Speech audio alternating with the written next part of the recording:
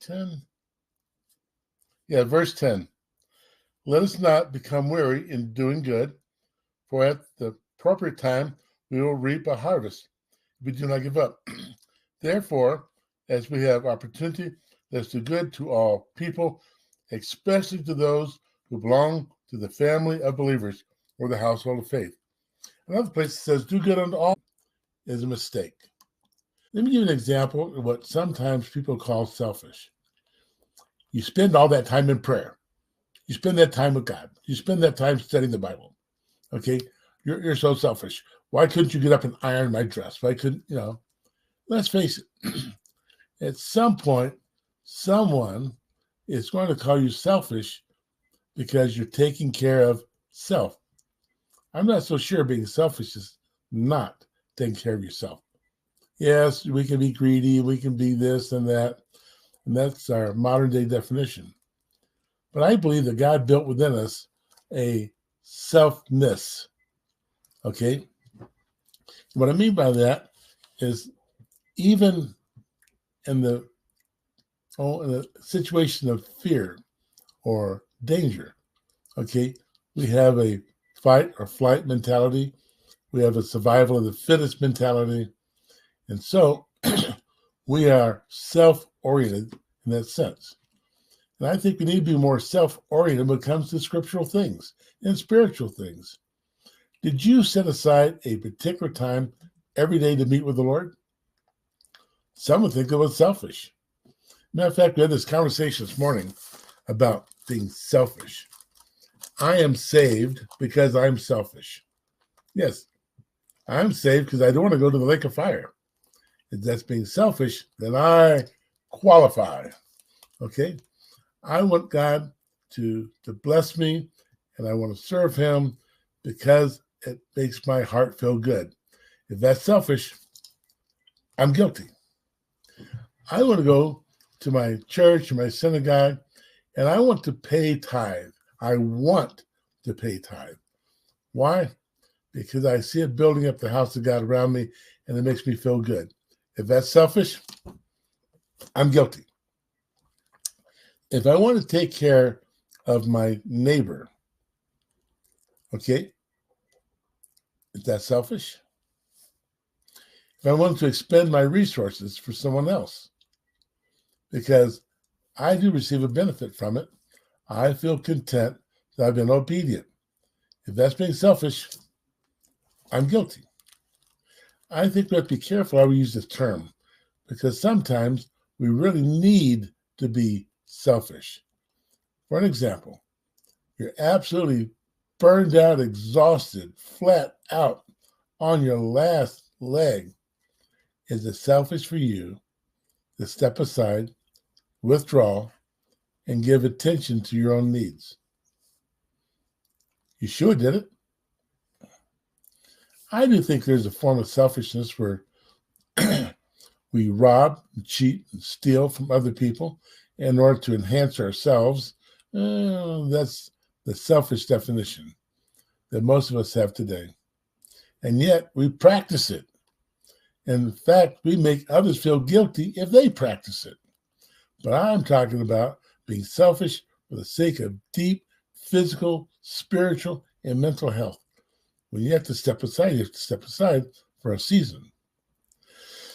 So, are you selfish? I hope so, to some degree, anyway.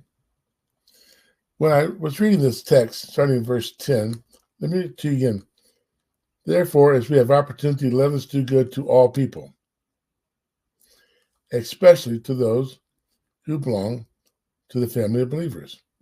With opportunity, we should do good, but it should be out of spiritual compulsion, not out of extraction. Oh, by the way, when I worked for Ford Motor Company a long, long time ago, they made sure that everyone gave to a certain charity or you weren't going to get hired. So part of the hiring process was to hit you up for a donation. Every paycheck for a year. Oh, how do you like that? By the way, I like my sherry coffee. I wait my daily cookies That time will come next week. By the way, Feast of Unleavened Bread ends Saturday night. So, if you're going to have a Feast of Unleavened Bread event in your home, invite some people. Invite them to come over and say, bring a cake, bring some biscuits and gravy. Do the 11 thing, party, if you wish, and go ahead and do it, but invite others. So, back to my thing here. Therefore, let's take every opportunity to do good to all people, but especially to the household of faith. Which means your first priority of generosity should theoretically be the household of faith. I think we all have to kind of weigh and balance, who we're going to support, because let's face it, I'm not Elon Musk and neither are you. So the odds are you don't have billions to throw around. But you know what? I look at him, I see one generous guy. I don't understand his thinking or his processes. He's Elon. Of course, sure, he would not understand my rabbinical point of view. But you know what? I see a guy that's generous, voluntarily, not by extraction. I see some government programs like the National Endowment of Arts and others, which pays artists who can't make it in the real world. You know what I mean? Nevertheless, I'd like to point out to you that there's a selfishness that you should desire. You really should. And that is your particular alone time with the Lord, or your fellowship time with other like believers. When I say fellowship, I don't mean secular getting together, okay? But fellowship time where the Lord is discussed and whatever you're doing, may you be fishing or whatever, okay? But you talk about the Master Universe, which, by the way, isn't so hard when he's the center of your life. And it's okay to desire that the Lord should bless you. It's okay to desire that the Lord should heal you or help you to be a better person or a better servant. Those are positive selfishnesses. Is that a word? Selfishnesses? I don't know. It might not be a word. But you need to be able to take care of this person for the Lord. Because, see, you're only a steward of your life. You're not the master of it. We talked about that the other day, that God is the master. And you're the servant. He's the potter. You're the clay. So, anyway, this won't be a real long one today, but I do want you to think about making sure you set aside time. I know a lady who finally was convinced to take a little time for herself. And she finally goes, "It's finally my turn." Yes, it is. Every now and then, it needs to be your turn. Well, quick update on Roxanne's sister. Miraculous. Continues to be miraculous. And what makes it so unique is the fact that it happened so quickly. Okay. The sepsis, is that the right word? Okay. And the kidney issues and liver issues and the sugar issues, all of them flipped and changed in a single day. All of it. She's still got some medical things going on. So please continue to pray for Roxanne's sister, whose name is Lisa. We'll give you more details in the future when we have some to share. So here it is. Today, be selfish. Tell me, if you would,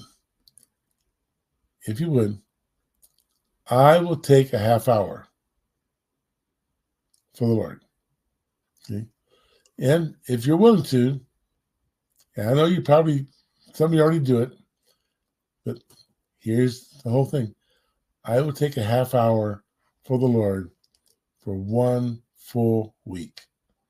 Every day, 7. Oh, go to church synagogue. That doesn't count. I'm talking about a half hour extra. Whatever you're doing, Will you give a half hour extra to the Lord? That'll be your time. Come on, be selfish and give the Lord an extra half hour. Okay? So put it in our comment box. Half hour. Yes. And so I get it. Now remember, you're pledging for a week, a half hour of selfishness with the Lord. Just you and him. No, not you, him, and them. Just you and him.